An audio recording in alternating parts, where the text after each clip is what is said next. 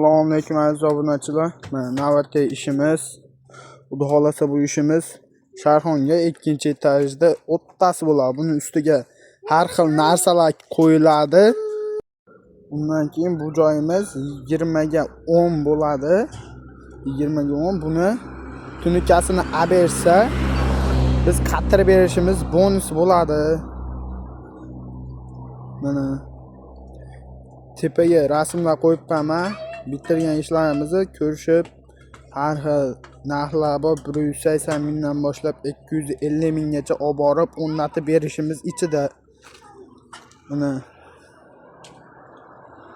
kimgadir shunaqa xizmatlar kerak bo'lsa, tepaga nomerimizni qo'yibmiz. Aloqaga chiqaverasizlar. Xizmatimiz butun O'zbekiston bo'ylab. Kimgadir shunaqa xizmatlar kerak bo'lsa